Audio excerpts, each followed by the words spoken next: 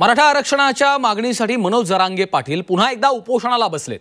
अंतरवाली सराटीमध्ये त्यांनी उपोषणाला सुरुवात केली आहे। जरांगेंचं हे 7वं उपोषण आहे। मराठा समाजाला सरसकट कुणबी प्रमाणपत्र मिळावं यासह इतर मागण्यांसाठी जरांगेंनी पुन्हा एकदा दंड थोपटले आहेत। यंदा जरांगेंनी उपोषणाची काय तयारी केलेली आहे पाहूयात।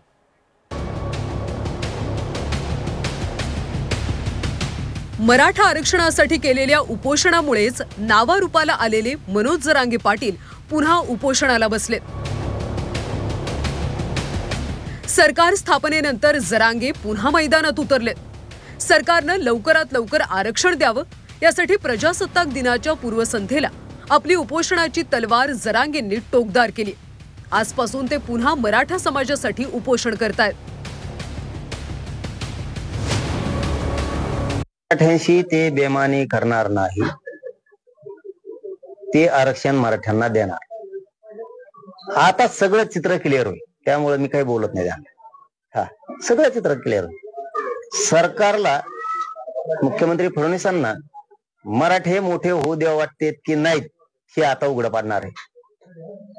त्यांना मराठ्यांच्या पोरांविषयी, गोरगरीब मराठ्यांचे लेकरं मोठे व्हावेत की नाही व्हावेत हे वाटतंय का नाही, हे आता रिझल्ट येणार आहे। मराठ्यांना सरसकट कुणबी प्रमाणपत्र द्या, अध्यादेशाची तातडीनं अंमलबजावणी करा, आंदोलकांवरचे खोटे गुन्हे मागे घ्या, हैदराबाद सातारा गॅझेट लागू करा, नोंदी सापडलेल्या नागरिकांना प्रमाणपत्र द्या, शिंदे समितीला तातडीनं मुदतवाढ द्या, वंशावळ समिती गठीत करा, संतोष देशमुखांच्या मारेकऱ्यांना फाशीची शिक्षा द्या, सोमनाथ सूर्यवंशी कुटुंबियांच्या मागण्या मान्य करा।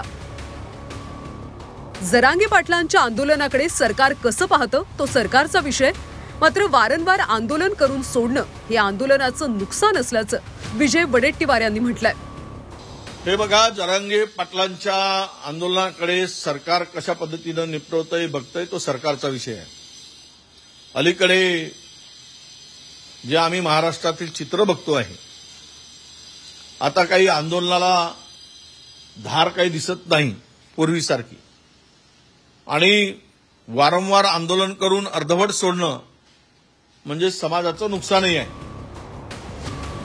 तर फडणवीसांनी याआधीही मराठा समाजाला न्याय देण्याचा प्रयत्न केला, पण जरांगेंचं समाधानच होत नसेल तर आमच्याकडे काही पर्याय नसल्याचं मंत्री बावनकुळे यांनी म्हटलंय।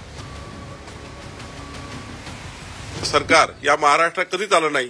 देवेंद्र फडणवीस सरकारने 14 ते 19 न्याय दिला, आणि आता माननीय देवेंद्रजींनी मराठा समाजाकरता ज्या विविध बाबी केल्या आहेत, तर जरांगेचं समाधान होईल। समाधान होत नसेल तर आमचा काही पर्याय नाही। आम्ही वेट अँड वॉचच्या भूमिकेत आहोत। त्यांनी आंदोलन केलं म्हणून आम्ही आंदोलन करणार नाही, असं ओबीसी नेते बबनराव तायवाडे म्हणाले। कुठल्याही परिस्थितीमध्ये ओबीसी समाजाच्या आरक्षणाला धक्का लावणार नाही किंवा सरसकट कुणब्यांची प्रमाणपत्र सुद्धा देणार नाही। आणि म्हणून आता त्यांनी जरी आंदोलन, प्रत्येक वेळेस त्यांनी आंदोलन केलं म्हणजे आम्ही आंदोलन केलं पाहिजे असं काही नाहीये। काय आम्ही वेट अँड वॉचच्या भूमिकेमध्ये। अंतरवाली सराटीत मनोज जरांगे पाटील पुन्हा उपोषण करतात। त्यांचं हे 7वं उपोषण आहे। गेल्या अनेक उपोषणाला राज्यभरातल्या मराठा बांधवांनी भरभरून प्रतिसाद दिला।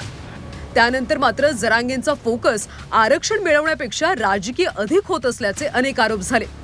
सततच्या आंदोलनामुळे उपोषणाची धार बोथट झाल्याचं देखील बोललं जातंय। आता या उपोषणाची सरकार कशी दखल घेतंय हे पाहणं महत्त्वाचं ठरणार आहे। विशाल करोळेसह ब्युरो रिपोर्ट झी 24 तास।